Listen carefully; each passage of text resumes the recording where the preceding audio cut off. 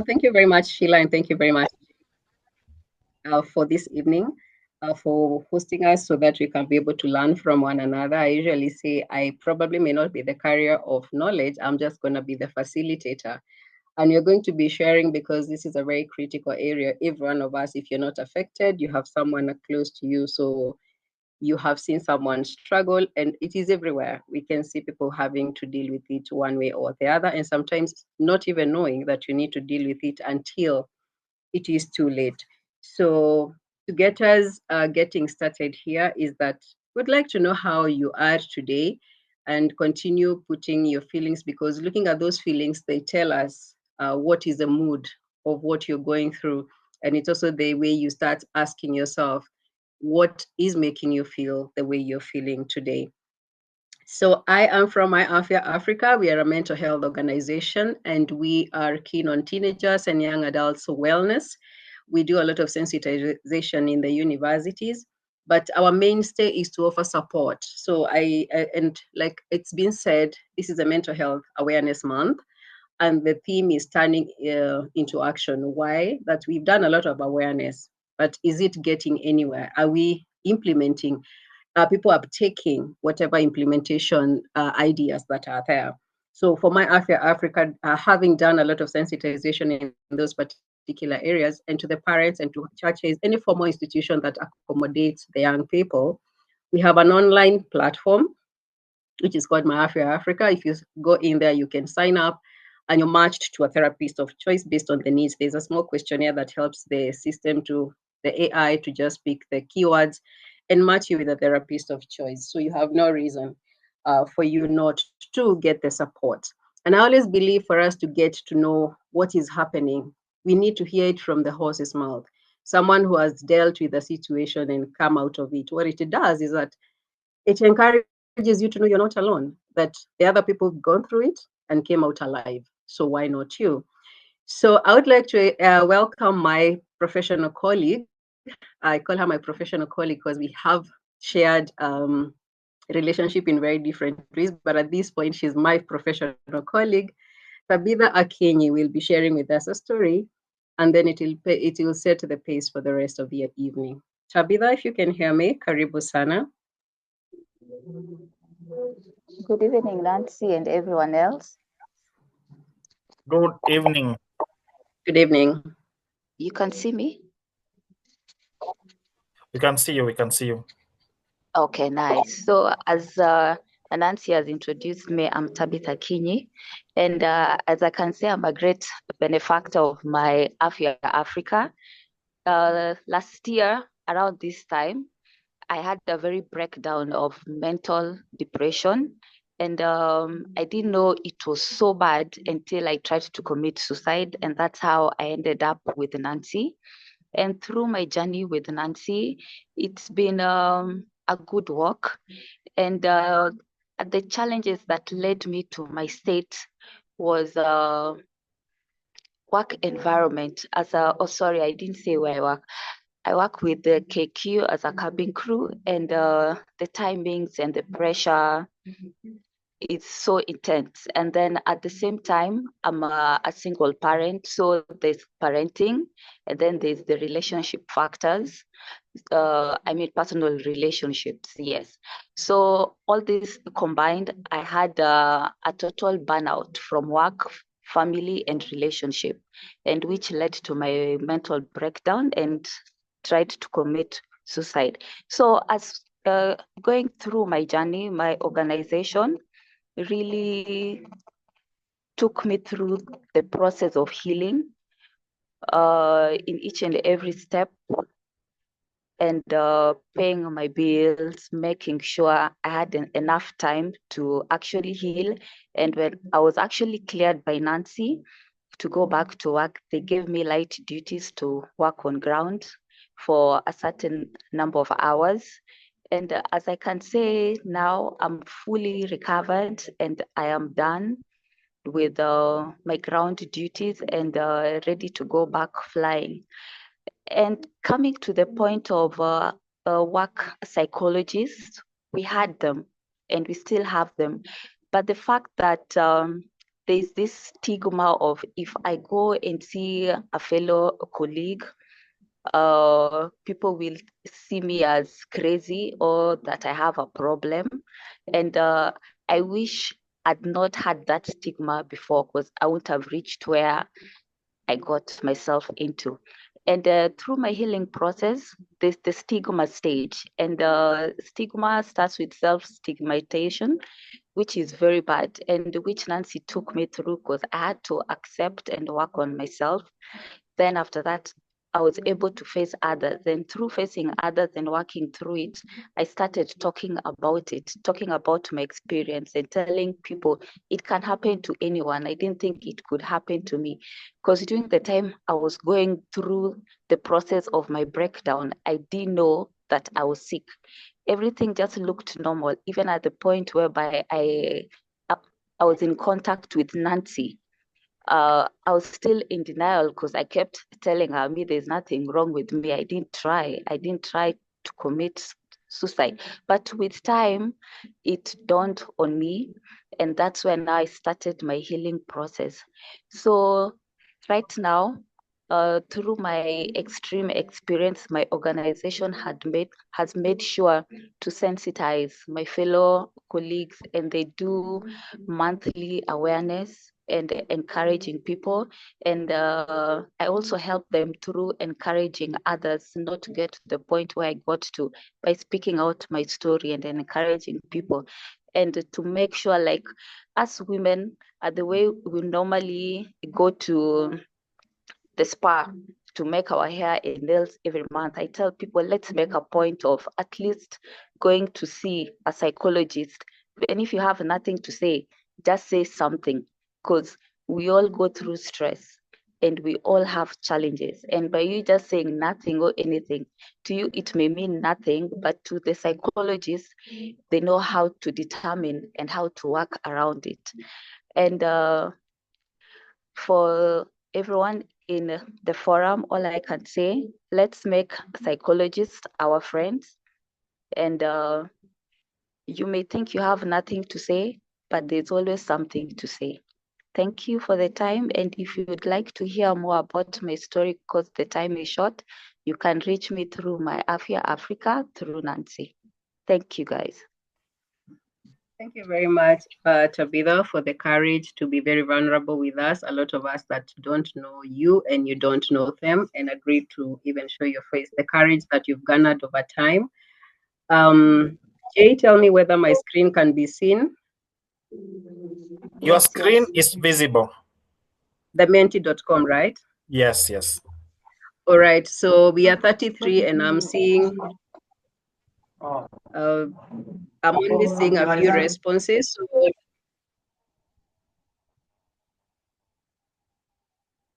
Go ahead. I've muted them. So there is a question on the Mentimeter, and if you haven't figured how to respond, because we really want to know how are you doing today.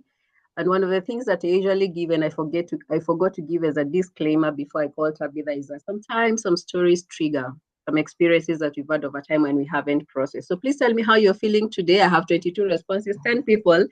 You must have had a phone for you to sign into this. So just go to your browser, search for menti.com. Then you will get it will ask you for a code. It's been provided in the chat, and tell us how you're feeling today, because there are people feeling lonely, there's someone feeling optimistic, someone is feeling great, good, grateful, awesome, nervous, blessed, fine, cool, okay. And okay is just okay sometimes, and it's okay to be feeling not okay sometimes and feeling relaxed. So if you're feeling okay, that's a good thing. But to those who are feeling nervous, maybe something is happening in your space and you probably need a let out. You can take a walk or you can do breathing exercises so that you feel a little better. I'm sure most people, because of being home today, we feel relaxed. And also because of different blessings, we feel grateful. So what's the first word that comes to your mind when you hear mental health at work? Kindly let me know what is it? What is mental health as an employee? Not even at work, as a person, when you hear the word mental health, what comes into your mind? And what do you even figure it to be if you associate it with your profession? What is mental health at work? It gives anxiety. Thank you. The 30 of us, let's respond. What do you understand by this word mental health and at work? Jay, your people are not confused. Anxiety, confused. Another one. This is just like putting in the chat. If you're already in the Menti, don't leave. I've already displayed. Just type your answer. What comes to mind? Fear. Thank you. I have only 2.5 seconds, so we get to move to something else. So there's fear, being confused, anxiety. Yeah, it's wellness, stress, anxious. Continue writing. I will be revisiting that, what comes to your mind.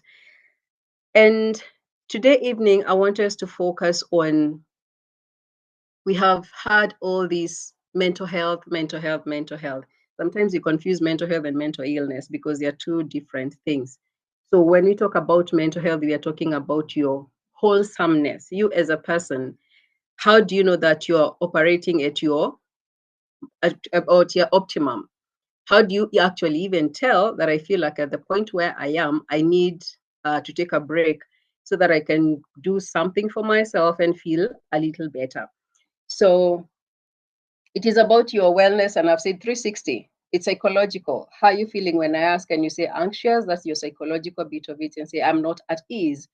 It is a social well-being. Do you feel disconnected with the people around you? Do you feel disconnected with the, you're in a family, but you just look at them and you're like, it has never felt this so lonely, but you're surrounded by people. How is your emotions? Are you at ease? Is everything working on well? Are you happy? Are you sad? And this, by the way, if you're happy, there's a way you make other people happy. If you're sad, if I come face to face with you and the first thing I read on your face is that you're not giving me a smile, how I will respond to you is based on your body language. So it influences how we feel, how we think, how we act around our environments. And that will also determine, have you ever seen someone break? Like you talk to them and the reaction, you look at the thing that you were handling and the reaction, and you're like, these ones are not aligning. There's a bigger problem than this. Is why? Because probably you came at a point where I had unresolved issues of my own that have got nothing to do with you, but because I didn't have enough time process, I have now again to say sorry, and you're looking at me and you're thinking I'm dramatic. As I've said, it's not just about mental illness, it's about resilience, that we go through so much, but over time, we can reframe those negative experiences and say that we are capable of pulling ourselves up by the bootstraps and actually make it. That is resilience, where you say, I choose not to be defeated, even if the situations are actually telling you give up, and you're like, no, I will pull all my resources emotionally, psychologically, and even the social support that's ila kidogo, the only that I have, and make it. Emotional regulation. This is why we say, even when things are very bad, do not burn the bridges that you're likely to use tomorrow. Why? Because of today's anger. It gives you, it's about clarity, it's about connection. Now, what are because we're talking about the modern employee, what are your stresses? You see, unlike before, when we always had the promise of a job, when you see yourself, you're permanent, you're like, yeah, at least now I can plan for my future until retirement. Even people who are in government, they are no longer enjoying the benefit of knowing that tomorrow I can actually wake up, go to work, and get paid for it, because I can actually show up at work and there's no money to pay me. So there's so many dynamics that have changed. For those who are on payslip, you might have had a loan, and then we had all those shisha and every other tax that was added, and it really messed up your payslip. You're living hand to mouth. So this, of course, is going to add to a stressor, because already it means you are not able to meet your needs. It means you're always running on a negative, and you have to keep balancing that out. And see, if that's not enough, your boss expects you to deliver.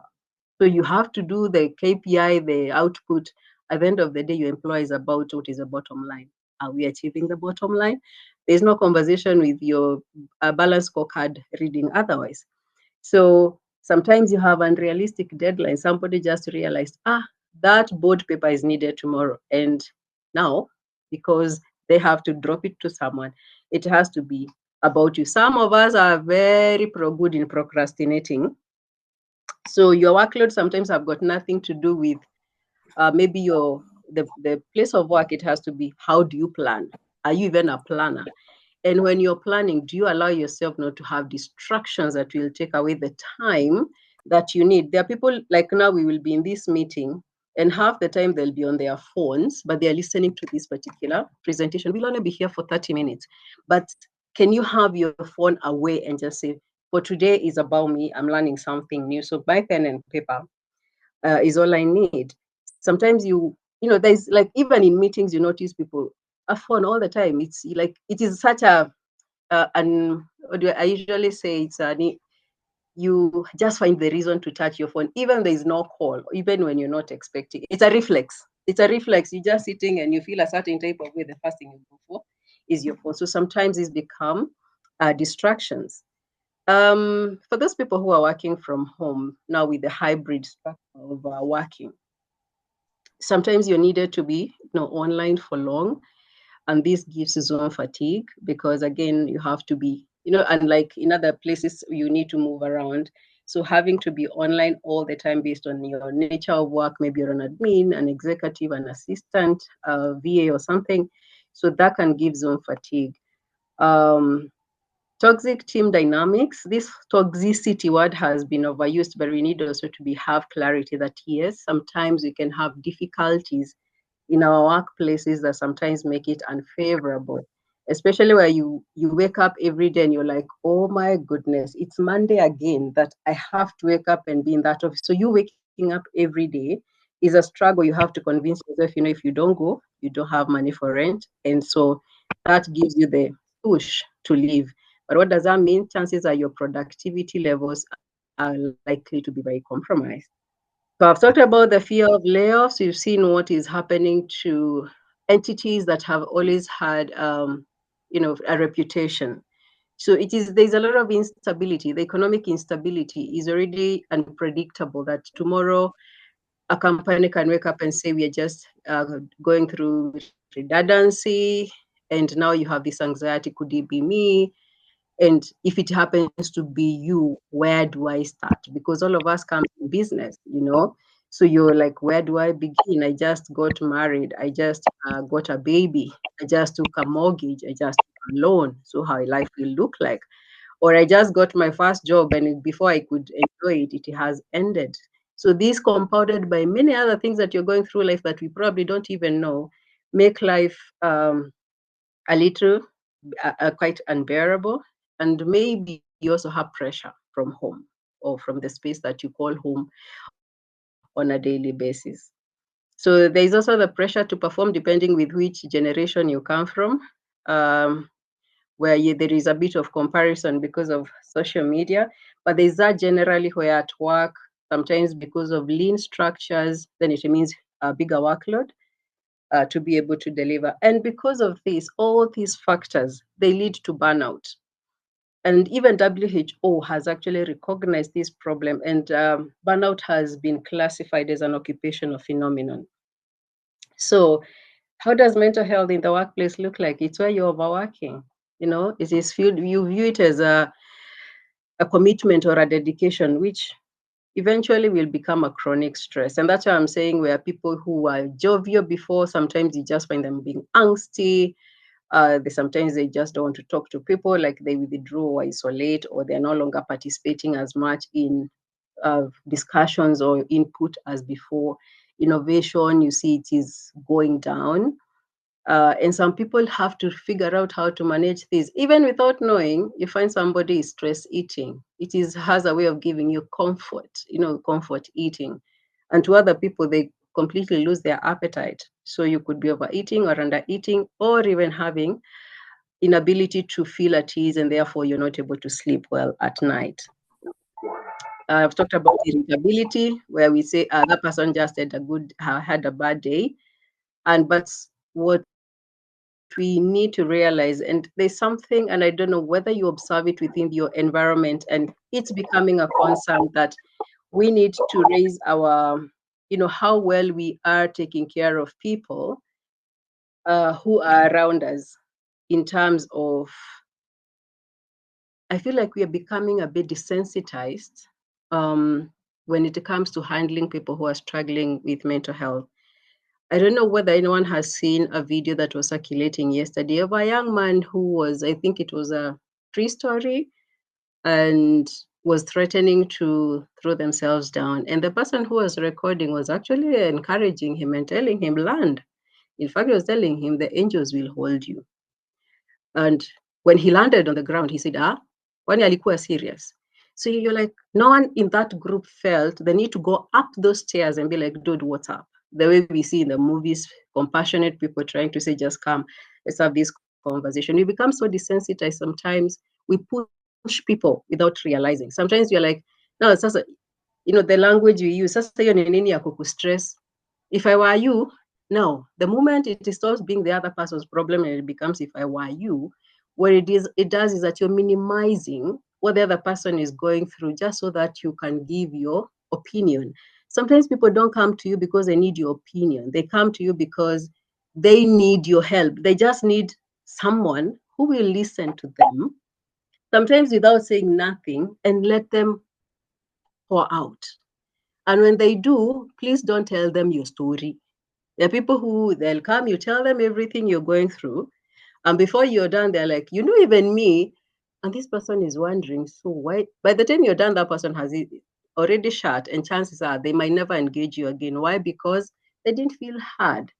So maybe someone is asking, so what am I supposed to do? Sometimes just listen.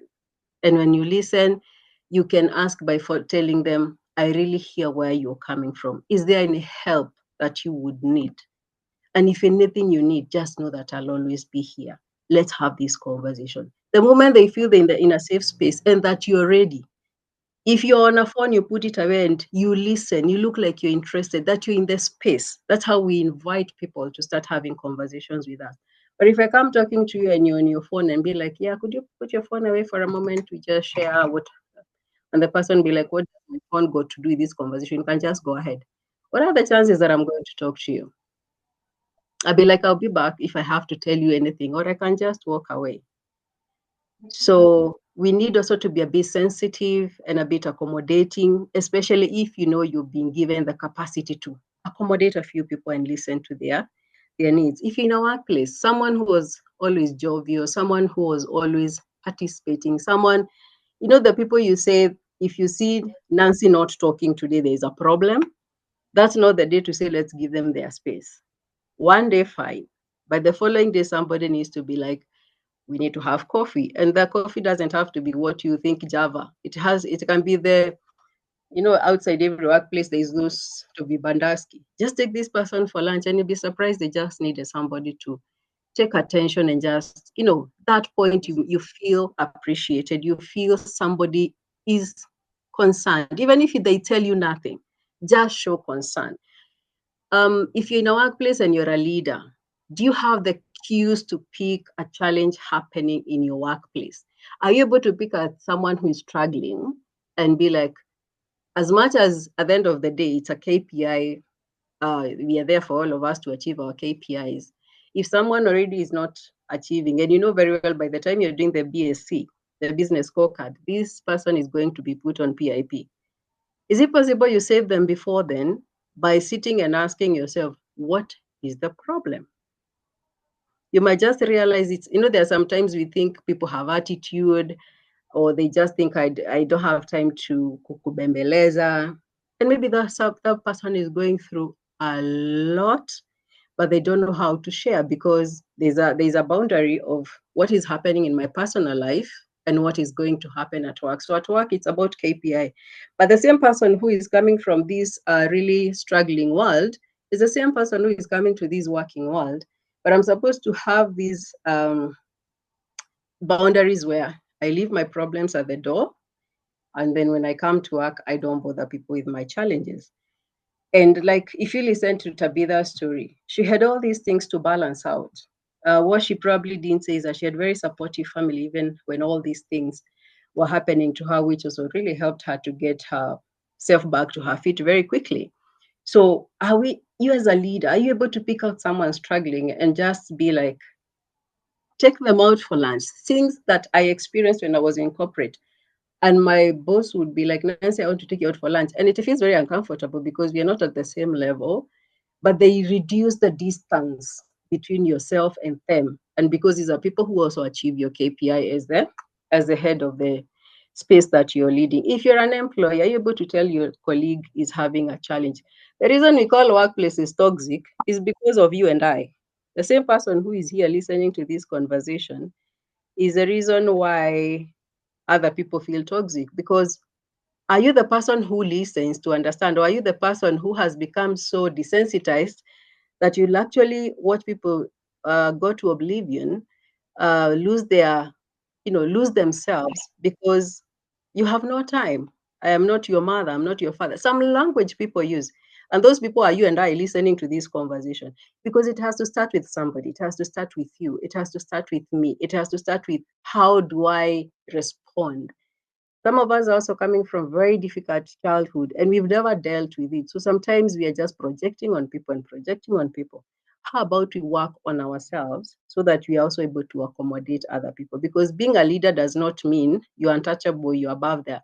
How many lives will you destroy, uh, you know, by not being able to relate, to be a relatable person? You as an employee, you are the same level with your colleagues. What is that one thing about you that makes you not integrate very well? Because toxicity starts with every person who is listening, because we participate either in perpetuating the problem.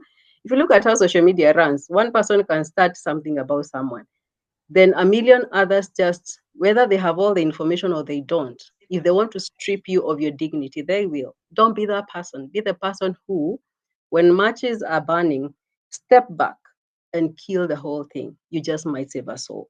When people are pushed very much, they just feel this pain is too much. There are people who have grown with rejection since they were young, and here they're experiencing rejection in their adulthood, and they're like, why do I need to be here? So someone will ask, so why do someone want to take away their life? That question is as deep as, do you even understand why some people even lose the will to live? I'm happy that eventually we have the suicide decriminalized.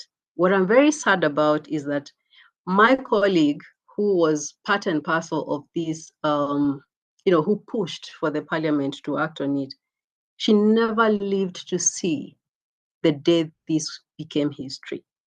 She gave up on life. And I'm sure you saw it, it was in the media. And she really fought. She really struggled with mental health. She has lived trying to make the world a better place, but she never lived to see this become the law and enjoy the push she had. And you can't judge her because you don't know her story, because her story comes with a lot of burden that she has really tried to carry. Being around us, and because she's been part of our storytellers, I understand what she had to go through. But we actually felt like she made us blame ourselves. We felt like, did we do enough? Because that week we were together. There's a project we're working on together, and it hit us because we never saw it. We felt like we missed all the signs. So sometimes that will happen. So back to work. So there's the aspect of you as a person, the human person who ought to be accommodating so that you're accommodated. And if you're really struggling, sometimes also be careful who you tell your struggles, because sometimes people will not understand, and it is okay. If you see they don't understand, look for, there are so various sources. The problem is that sometimes we also give up faster and feel like we can handle it, and sometimes it affects other aspects of our lives. So one of the things that you'll hear at modern professional is imposter syndrome. And I don't know what people think as imposter syndrome. You can type on the chat. What is your understanding of imposter syndrome? Sometimes we assume imposter syndrome is the inability to be able to do or to show up, or to, like, you just want to be in the crowd. I know you, that to be unidentified, just because if I show up, if I lift my hand, those are parts of it. But what is the wholesomeness of imposter syndrome?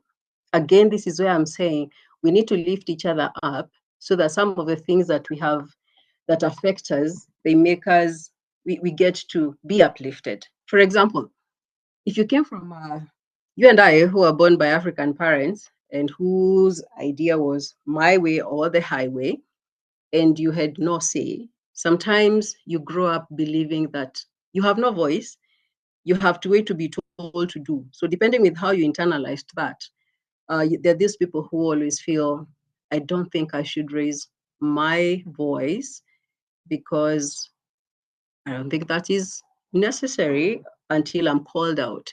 And these brilliant people, you'll notice that you can actually tell if when they participate in things, they're actually very brilliant, but they'll never be the first people to volunteer themselves. So sometimes our upbringing make us feel inadequate to handle. There are people who grew in homes where they were told you're hopeless. And actually, you internalize it that you will never make it. But there are also families that are so stable that you encourage whatever you want to do, go for it. If you feel you're done with it, let's try the next thing. So you're a go-getter. But there are also people who come from these families that I've described initially that decide to break, the people who challenge the authority, and you get the power struggle between them and parents. Eventually, they get to know their space. So there are people who come with self-esteem issues, and this will manifest. So imposter syndrome is not a one-time thing. It's not a now thing. It has its own journey. So you need to figure out what makes you feel not good enough. Is it because probably you got a job where you think everyone looks like a geek and you doubt your capability? Is it real? Is that the beginning? Is that true? Or everybody says, I went to Alliance, and you're just thinking the school I went to does not even have a name that people can understand if I pronounce it. So for that reason, I feel like I don't have this class. Or you are in an environment where you came from the village and these are Obontao, even your mother tongue is betraying you and you feel like you don't fit. All these could contribute to what is an imposter syndrome. And there are people who have imposter syndrome because of perfectionism. All right. So sometimes you feel by doing that, it's like you're showing off. It's like you don't deserve. There are people who have that fear of, that's also an imposter syndrome. It's not only when you can't. There are times when you do it, it starts feeling uncomfortable for you. We need to normalize understanding that our experiences sometimes can affect how we manifest today and the experiences that they continue giving to us. And also there's anxiety. Of course, I've talked about KPIs and knowing it's either going to be used. If they were ever to do redundancy, we start from where things were not so good. Lifestyle. So there's poor work-life balance, especially people who work from home. I've seen people who, because you're at home, there's this comfort, hakuna mahali naenda, so there's no traffic or the need to leave, extending a little more. So sometimes without, like consciously thinking this is too much time into work other than balancing it, there is that challenge. There are people who go to work very early and come back home with work. So there's always no boundary between where your work starts and where it ends. So that's on so I've talked about the emotional pressures. I've also talked about now lifestyle driven. So you see, when you're working from home, you're seated most of the time. So how much time do you have to move around? What kind of a diet are you taking? I'm all used because you're in the house. These days, it's easier. Just call Glovo to bring you some food because you don't even have time to leave your seat to go make for yourself a good meal to thank yourself for this work you're doing. And what does that mean? That you get also disrupted sleep because your body needs to eat well, needs to be also well taken care of for you to be able to sleep well. Then a lack of authentic connection in remote work setups. There is a project we engaged in on a remote related company where we are doing for them EAP, Employee Assistance Program. And there is a big problem in this area where because of we don't meet. In fact, the only time we meet is when the company decides to do a town hall or when there's a team building, which is, of course, maybe once in a quarter, if not in 6 months. So there's a disconnection between the peers. So you also remember you spend most of your time at work. So you don't even have time to make friends authentically because these are people you just meet online. So you don't have this personal engaging that helps you to have connections So sometimes it can leave you a bit feeling isolated. Then there's the social pressures. This is where I say, depending with where you are, some of us were on social media and we have to keep up with the Joneses. And of course, the hustle and greed culture glorification. Like we have to seem to be working very hard, even when it is taking away from us the very things that we value: the family, the friends, the social connection. Some people don't even have social capital until you're old and you're so alone because you have an empty nest and you didn't have any social connection. It's very difficult to create connections when you're older. So keep some of these people long enough, they might help you. So we say we are connected because we are on social media, but we feel more isolated than before. So how did we get there? You may ask how that car got there. How did we crash? The way we crashed is because we overwork as a badge of honor. Like the more you're seen in the office, the more, but is that fair to yourself and to your family if you have, and to the significant others who don't get your time? Stress as part of the job, is that true? It's not always true because there needs to be a bit of a balance. The stress can be there sometimes, not all the time. Check whether there is other factors causing you feel this certain type of way, whether it is the environment you need to change or it is yourself who needs to change, your time management or other things. So, and we say burnout is a silent epidemic because by the time it manifests, it is off. I've talked about some of the strategies when I was giving examples and scenarios. So have some boundaries and designate hours when you're going to engage and hours you're going to be actively working.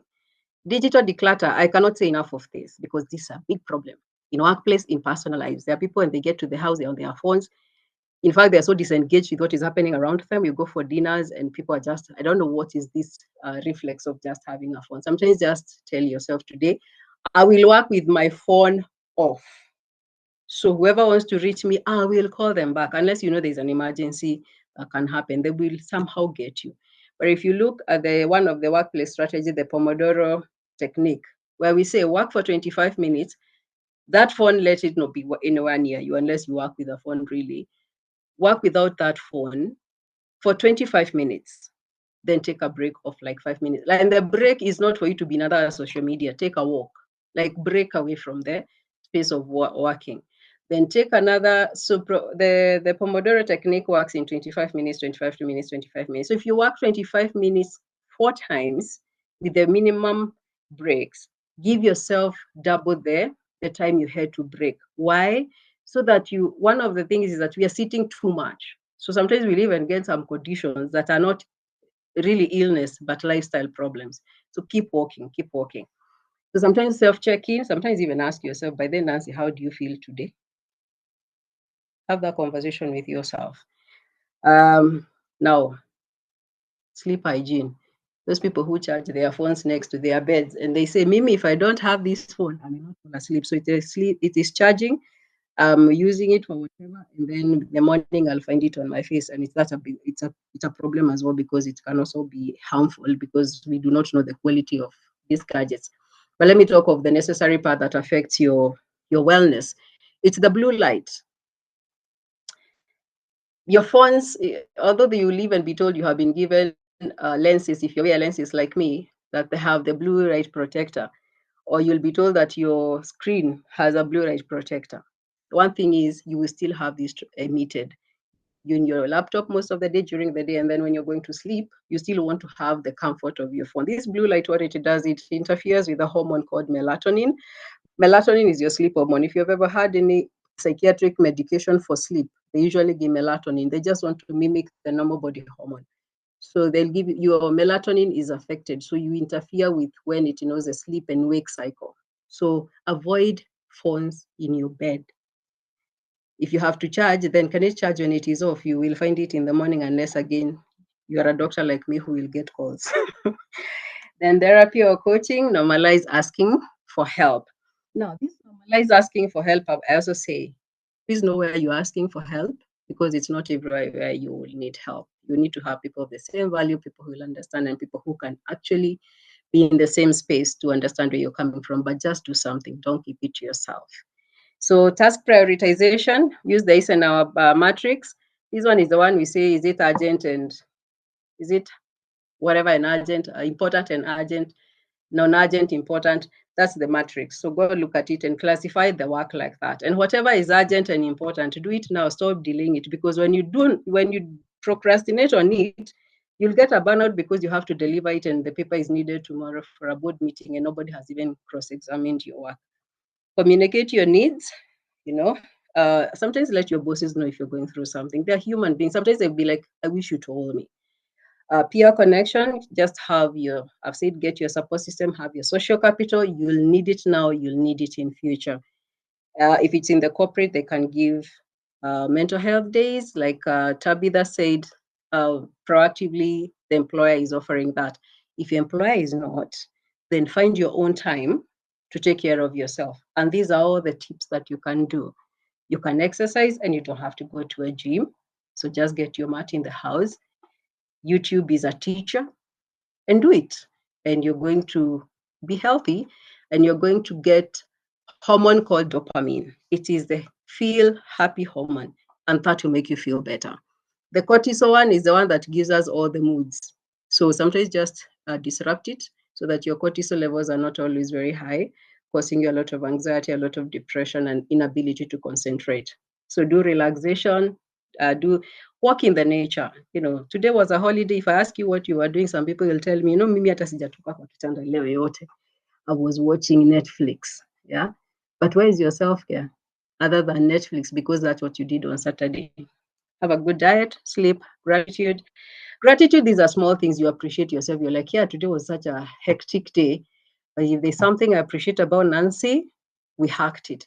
But today, the reason why it was a bit hectic, we didn't plan well. So I need to plan for tomorrow. So what do I need to remove as obstacles for me achieving my target for tomorrow? The routines.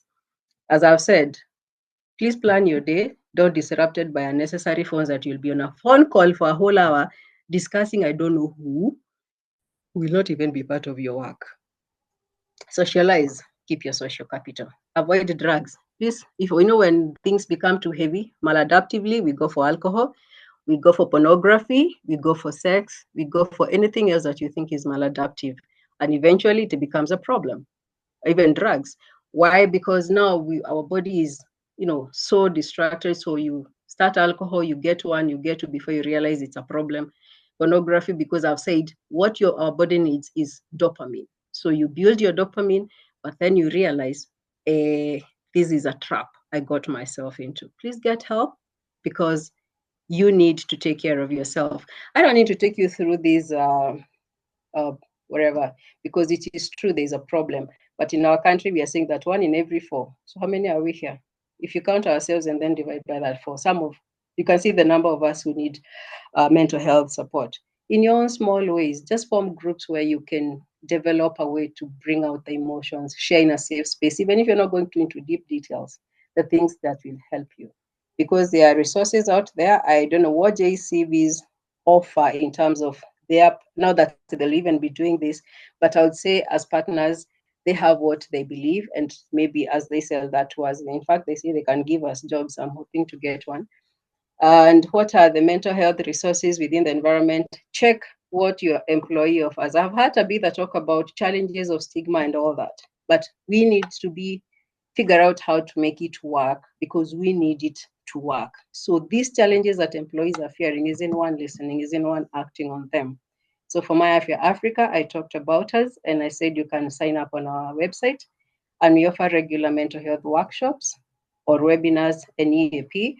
And we are passionate about storytelling. So every September, every year, we do hold a summit on storytelling, on the same thing. Let's talk about and be authentic about our experiences. Thank you very much. If you have any question, I'll be ready to take the questions. Back to you, Shilanje. Very fast. Thank you so much, Nancy, for that informative presentation.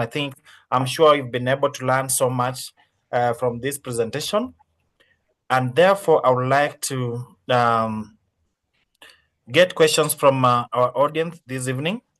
I can see someone talked about, someone talked about Simon, you can mute yourself. Gina, someone, iPhone asked about. I think the question is missing again. Hapo kwa fatigue, we need assistance on how to manage it. Now, someone is asking how can they be able to manage fatigue?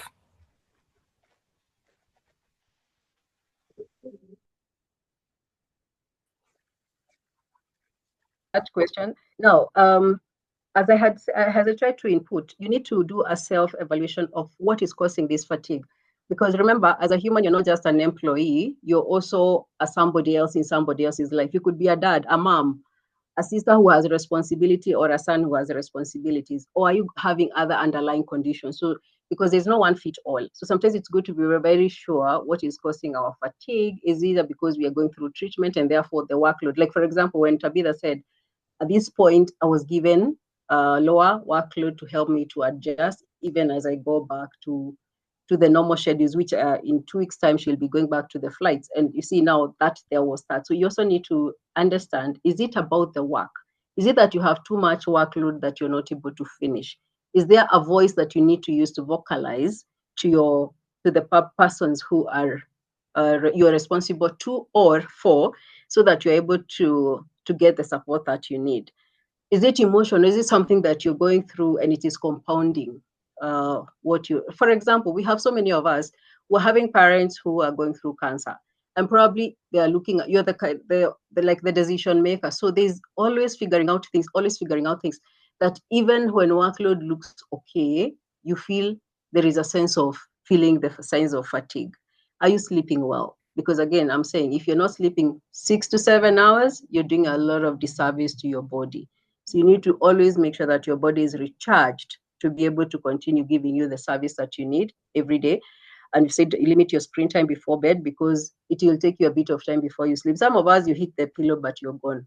But some of us, you struggle, and sometimes we don't know that that phone we carry just makes us a little worse. Eat well. I can't emphasize that enough. Eat well. Sometimes eating well does not mean expensive. Just eat a balanced diet. The greens, the Spencer that you have to eat. Just balance. If you don't have eggs, you have beans. Just ensure that your food is balanced. It doesn't have to be expensive. Hydrate well and exercise. I think with that, unless you're not able to figure out where the problem is, then that becomes a problem. So it's either emotional or physical. There's something in your environment that's affecting how you are going through that. And if you're also using maladaptive patterns like substances, somehow they also tend to interfere with how your body functions.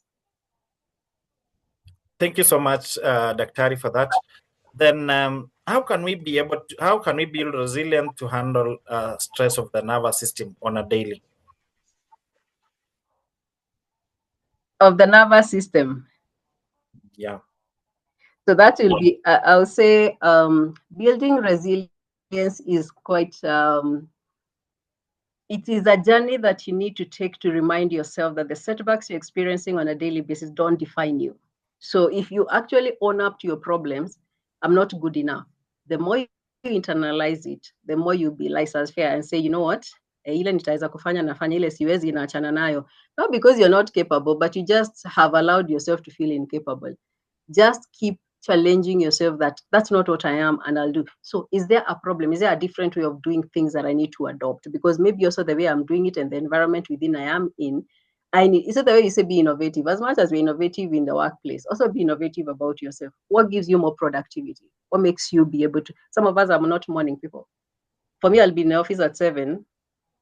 There is another person, you tell them to be in the office at 7, that's a punishment. So also find what rhythm really works for you. So you need to acknowledge if there is anything that really makes you feel incapable. And I've also said, identify some of, you see there, you say you need to unlearn some things. Sometimes there are things that either you have experienced or been told or were done to you that tend to make you feel incapable. Now, don't own them, challenge them, speak them out, disown them. That way you're able to stop being a slave to some of these experiences, whether they were said, done, or told to you, they tend to put you out. encourage you to become your better sense tomorrow, and keep reflecting. And again, sometimes I usually say the picture is so huge, but how do you achieve it? Palatable, small goals. Do not be in a hurry. Me, I can do 10 things at the same time and deliver. And you doing 10 things at the same time means killing yourself. Set your pace. Work within what is achievable for you and which gives you, you can actually tell when you have achieved something and like, oh yeah, I'm doing well. So set the pace that really is going to help you to achieve it, and don't be in comparison with other people. As you do this, always remember, be self-compassionate, jihurumie, give yourself the space to understand yourself. You're being compassionate and you're being so kind to yourself so that you remind yourself this is your journey. And and that's why I said, have a gratitude journal. One day just get home and be like, yeah, today I've achieved that one thing. And for that, I'm grateful. Don't sit and be like, today was everything wrong about the day. It will even take away your joy. Even sleeping that day, you'll keep replaying the things that you needed to replay. Yeah.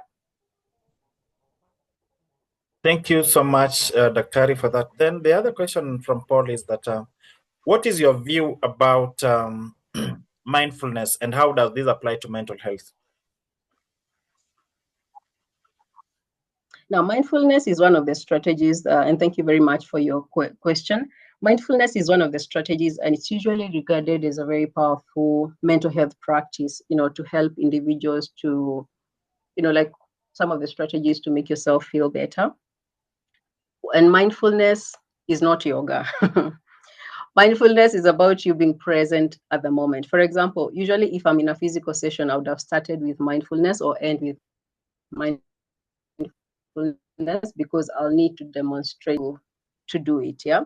So mindfulness is a powerful tool if you know how to use it, because it actually helps to release some of the tension that you experience within your body, that because of what experiences that are giving you anxiety or those sad moments. Yeah. So when you're doing them, just know it's just help you to distress. They give you a therapeutic effect. Like therapeutic, I mean that feel better part of you. So if you know how to use it, it's a very powerful way of making yourself distress. So now, and I'm on camera, I wouldn't be able to do it because you need to see me seated and being able to demonstrate that.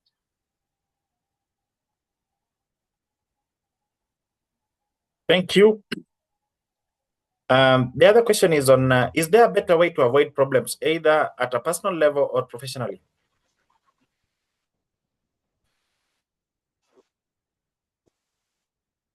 Daktari, are you there? Yes, I am. You can't hear me? Yeah, yes, I'm here. Yeah, we had lost you. You can hear me? We can hear you now. You asked the question, is there a better way to? Is there a better way to avoid problems, either at a personal level or professional? No, that's a yes or no question, because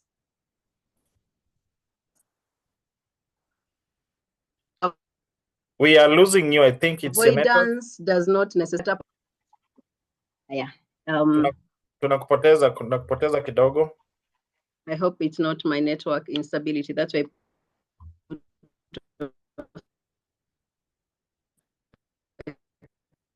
Umepotea tena. So saying, oh my goodness. Can you hear me now? I can hear you. Can you hear me now?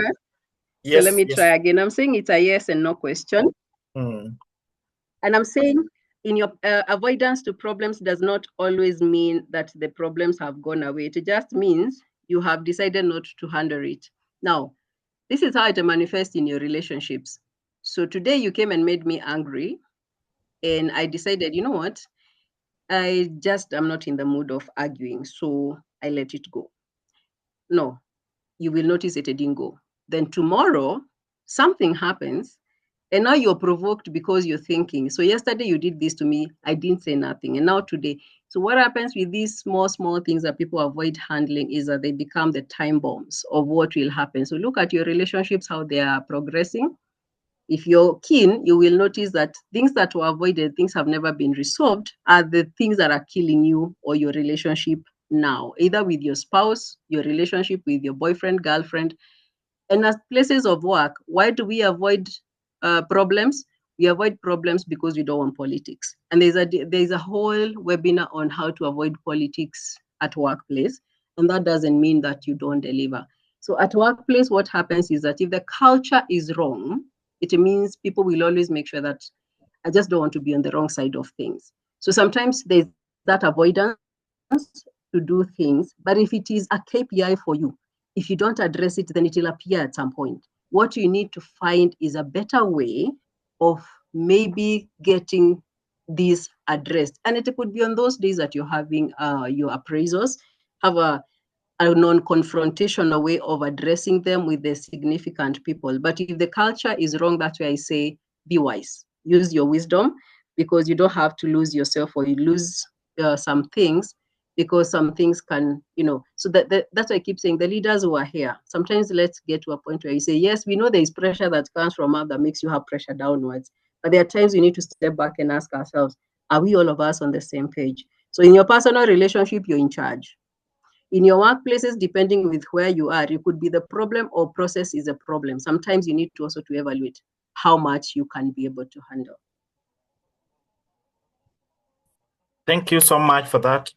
We can see the last question maybe from Shayla, is asking, is there a strategy one can use when handling people who want to commit suicide? People that are suicidal, is there a way, a strategy we can use?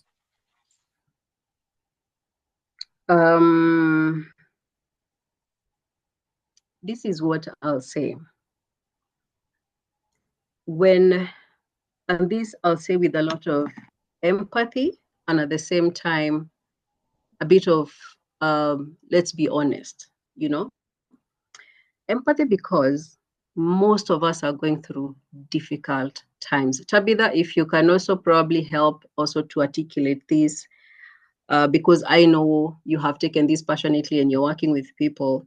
I would just want to hear your word, but this is what I'll say from a professional stand of view. People are going through so much that some things you have no clue about. So by the time someone is feeling like giving up, there are times it is a call for help. And when they say it once or twice, it's not, that's why I said we are desensitized to a point of saying, semekuwa akisema hivyo, or you'll be like, why do you have, you're a man, suck it up. Or your friends will tell you, kuja nikununulie moja for the road. When you wake up tomorrow, the problems that made you feel that will still be there. So we are not able to humanize the process and say, does this person need the support? If you can't deal, can they get the support? Can they talk to someone who can probably help them overcome? So how to help if you know that this person is actually struggling and they're also not feeling safe to tell you, maybe just find help for them. Again, do they have the insight that they need help? So it's a bit of, it requires also a lot of being patient, because sometimes people are feeling like, it's like I have gotten to the end and I just need someone to talk to. And therefore, if you give that help, things can get better. But also you need to know people who use it for manipulation. That's why I've said there's the empathy part of it where I'm saying, listen to people and work with them. And then there are notorious people who everything you tell them, you're not going to do this, and then they say, mimi mnajua naweza jiua. And that is, I think, why we are getting desensitized. So let's learn how to differentiate when you need to come through and support people. Sometimes we can see struggles with people, but we don't want just to be the first person to offer help. So if you're able to notice that if I have verbalized, please get that help as fast as you can, because most people who have never threatened, the moment they are saying it, they are feeling they are on their edge. Again, also evaluate what are the circumstances, but just get them help if that can help them to get better. Let's not just say blanket statement of maybe seeking attention, because that is what a lot of people tend to say. I don't know whether Tabitha, you do want to say something with Jay's through Jay. Yeah, she can. Hello. So now what I can say, like for my case, all the signs were actually there in the people who are around me, especially my friends and my colleagues, my actions and the way I was acting, the signs were there, but they also did not know that I would pull such a thing, because I also didn't know I would pull such a thing. So as Nancy said, there are people who use it for manipulation, but the people who really are going to do it, they really don't say it, because you do not know if you're going to do it. It just happens. Because in that space, you're in a very dark space, and all you just see is that you want peace and you want rest and you want to go. So, like for me trying to take my life, I just wanted peace. I just wanted to sleep. I wanted rest. But you see, for me at that point, that was suicidal. And I'd already gone through the process. And if it wasn't for my son who came and found me in that state and rushed me to the hospital, I wouldn't have been here right now talking. So what I can say, how to try and help someone out, or to avoid, know the people around you, their character. If they change, as Nancy said, when somebody stops talking, is moody, the first day, that's okay. The second day, try poking, finding out, are you okay? That word, are you okay, makes a very huge difference. Thank you. Thank you so much, Tabitha, for that contribution. We have Paul who is asking, and maybe Nancy, remember just to tell maybe some of the HR professionals in the call, and also the decision makers in most companies, on how they can be able to integrate these strategies into their operations to ensure that for nowadays mental health is an issue, and you meet several people. They are like, my workplace is very toxic. I have a friend who I referred somewhere for a job, and it's barely a month, and the guy resigned yesterday. So he was giving me issues of just being a toxic workplace. So how can the HR professionals integrate this into their operations? Not just the HR profession, even decision makers within the organizations. As you think about that, there's a, for professionals like Nancy, how do you decompress and manage emotional load with so many people issues you deal with regularly?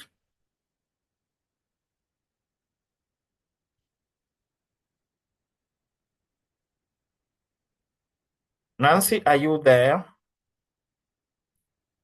Oh, sorry, I muted myself. So I was actually talking. Thank you so much, Paul, for that question. And yes, for us, there is something we call supervision in therapy. You go to a therapist who is more experienced than you. Of course, experience means the hours they have been, you can't go to person of the same level with you. Why? Because with experience, they'll know how to help you. Also, because there are some cases that can actually trigger you because you're a human, so that you're able also to work through them. So it is, in fact, it's a requirement. You can do a renewal of your license now that we are under the board. If you want to find out if Nancy is on the board, you just go type the names and you find. So we are under the board, and for me to renew my license, I need to have gone through supervision. Why? I need to know that I can mess up other people if I have not dealt with my own issues. So we are very deliberate. I would say you, as a therapist, you need to be very deliberate and intentional that even you cannot serve from an empty place. So yes, we do that, Paul. Thank you so much, Nancy, for that. Now, how can you deal with the stress where you need to help your parents, but you can't financially because you are struggling? Great question. I think that resonates with almost every one of us, what we call the black tax. And if you're a firstborn like me, you tend to carry the entire load for the family. So firstborns here, we need a team building day. But even if you're not and you're the only person who has been able to make it, you'll find that somehow you need to help your parents. And this is what I'll say. It is not a punishment. Sometimes you just need to acknowledge when you can't, so that you don't go taking loans and you're unable to pay them and you can barely make a living, right? So sometimes also learn how to communicate and let sometimes your parents know when you're in a position to support and when you're not in a position to support, because when you make them get used The day you will not have, they'll not understand because you created dependency. Sometimes we are the problem because when we start working and we need to be seen, we are doing this, we forget that if tomorrow things go south, if they have no other source of income and you are the source of income, you will have to figure out how they survive because they're not stop calling you because they don't know of any other place. So let's empower our parents as opposed to giving them fish all the time. Let them send them to the river. Let them equip them with the fish things for them to go and look for the fish. Let them work for it so that they don't say that I finished my work, mine was to take you to school. So yes, they took you to school, but also there are people who are waiting for you to start a life so that also you can give them the life that they deserve. So have boundaries and always send your parents what you're capable of sustaining. If things change, because they are likely to change with the way the tax went up and you didn't see that coming, communicate and say things will change. You guys have to change your lifestyle because I'll not be able to support. So just offer what you can beyond money. Sometimes just don't be away. Just tell them I'll be visiting us. Just give them the emotional presence as your son, as your daughter. I'll come to visit, but sometimes I will not be able to assist as much as I can. So communication, having your boundaries, and always knowing that sometimes it's us who create that dependency that they don't even work because they know we will do it anyway. Sometimes it's so dire that maybe we come from environments that they may not have other places to fish or something like that. But there's always something that we can try to equip them because we may not be able to do it for the rest of our lives. Thank you. How can we handle mental stress caused by managing a business?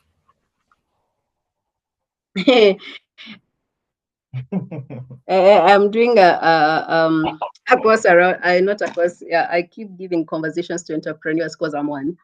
Because that's a place where it's a very lonely place. Jay, you know that because being a CEO, it's a flashy name.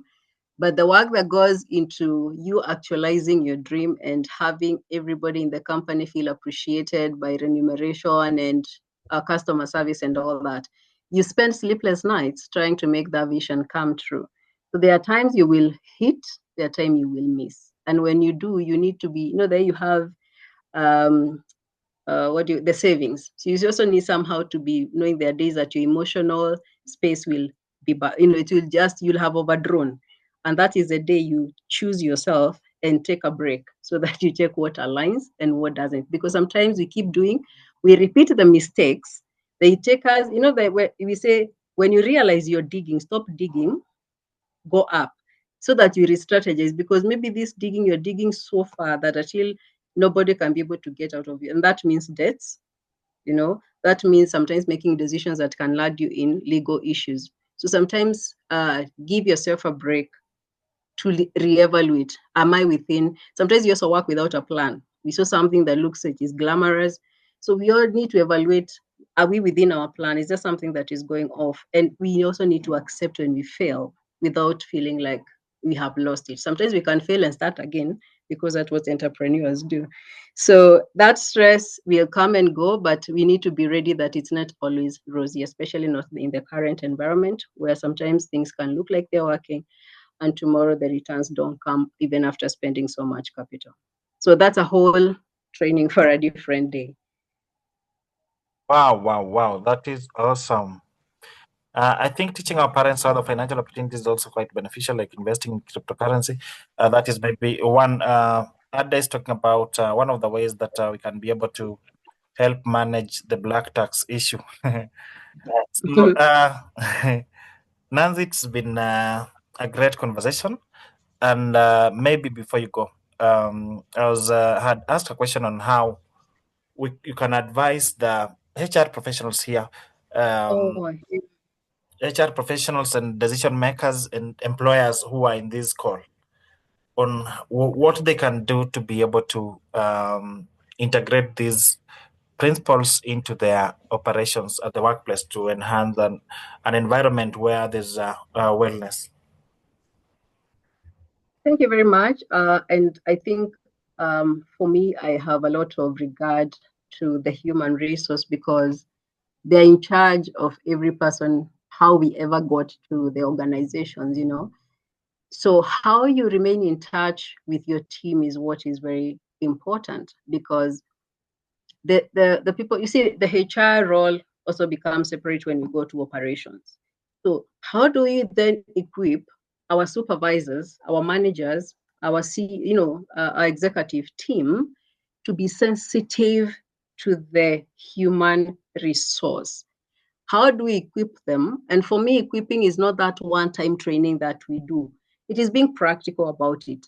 At least every month, try to uplift one person that you think. Today I was talking to a group of they're called ex-veterans, these army people. And one of the examples they were giving is that when they're doing the training, their trainer would always tell them, if you see someone who is weak and almost giving up, please, if you know you're very good, identify that weak person. Make sure they don't drop out unless they have to drop out. And the beauty is you'll hear them saying, for that, our cohort, we all finished, even when we would have a number fall out. Why? Because we keep uplifting each other. And even now we want to compete to be better because I am learning from you. So we're exchanging. So sometimes I'm struggling because I feel this imposter syndrome thing. I feel like I'm not good enough. You just need to affirm me once, make me feel that I am capable. And you just realize that's all that. And affirmation is not, there's sometimes we feel affirmation is like pampering. No, affirmation is sometimes letting your vulnerable part of you, let your employees see that other than being a leader who just calls for things to be done, the human part of you also is feeling unable to help. So there is that, empowering our executives, our leaders in terms of team leaders and supervisors and all that, to be able to be sensitive to the needs. Sometimes I feel for the HR, because by the time the case is getting to the HR, so much damage has happened. But that position is now water under the bridge, so between president. Yes.